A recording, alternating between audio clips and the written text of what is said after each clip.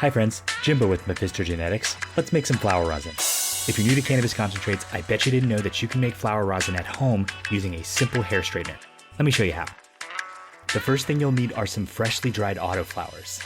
I'll be using 4-assed Monkey, our rendition of the famous Gorilla Glue number 4 because she's well known for dumping resin. I kid you not, this hair straightener is almost 10 years old and I've been using it to press rosin this entire time. It has a low heat setting of just 310 degrees Fahrenheit. Now fold your nug in between some unbleached parchment paper and press it into your hair straightener, using as much pressure as you can. With the higher heat, this is only going to take a few seconds. You can see here we've now flattened out our nug into a puck, and the rosin has pooled up and stuck to the parchment paper.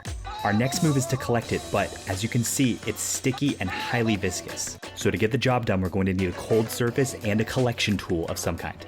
I'm a big fan of using a flat ice pack and whatever small dabber tool I have on hand. I like to start with a pull and snap technique, and then once I get a bit on there, it's easier to switch to rolling the dabber tool across the paper.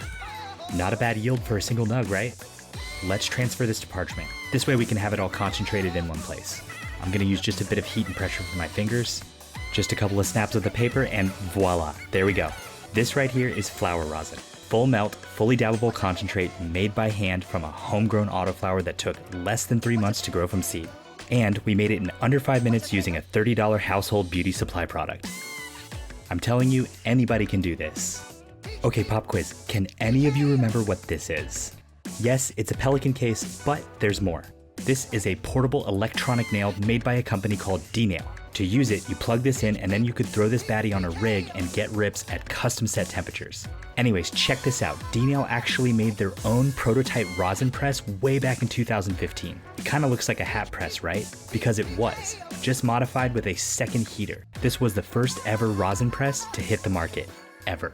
Back when this unit was released, the industry was in its infancy, and so products like this became the first wave of innovations in the rosin press space. Early hat press conversions, such as this D-Nail press, were such a game changer because they could press more than 5 times the pressure per square inch that you could get with a hair straightener. The increase in pressure allowed for us to press at much lower temperatures. Another reason why these presses were so useful is that you could custom set your temperature settings, allowing you to create custom recipes for different varieties and press styles. Speaking of press styles, I set this press for 225 degrees Fahrenheit and went for about 45 seconds to a minute. You can see with the added PSI that I got a bit more out of roughly the same size nug. We've got very similar color and consistency. We're using the same collection technique. I'm really just trying to concentrate everything into a single glob and then transfer it from our tool onto the paper. Using parchment paper to store rosin like this is something I only do temporarily, and the reason is because over time, the volatile essential oils contained in the rosin can actually cause your parchment paper to leach.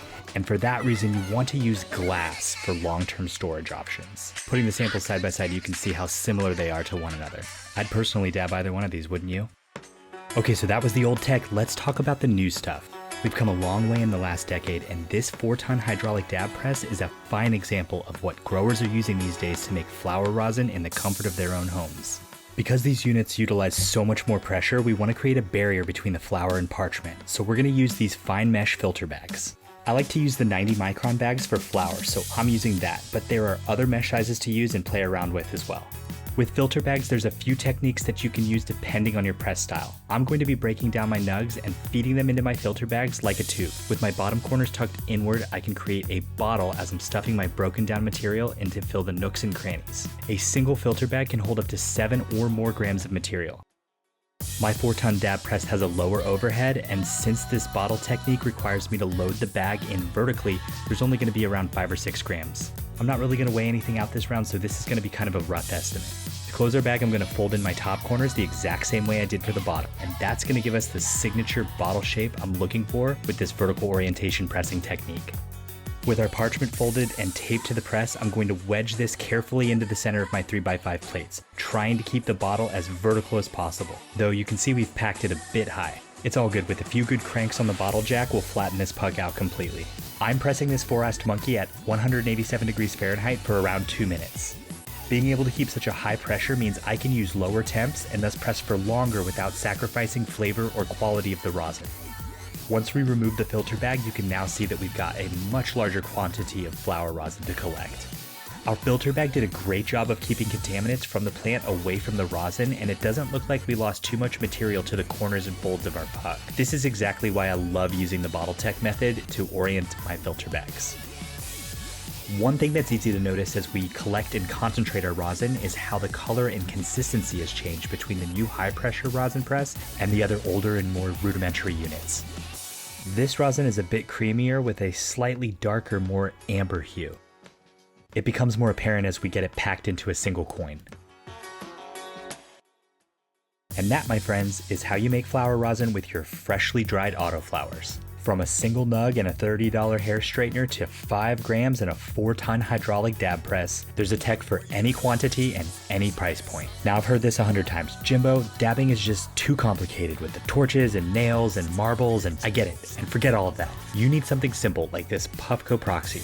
Let me show you how easy this thing is to use. With the same dabber tool we used to collect with earlier, I'm going to pull and snap a nice little amuse-bouche, compliments of the chef, and then load it into the chamber. I want to make sure I get it all down into the skillet. After that, we're going to pop the cap back on and tap the power 2 times to turn the unit on. These Puffcos all run on haptic feedback, so you'll see the light blink, but also feel a little buzz from the unit to let you know you're good to rip. And that's exactly what I'm going to do. Friends, next time you harvest your favorite Mephisto autoflowers, try making some flower rosin at home. It'll be a good time, you'll enjoy it. Jimbo, signing out.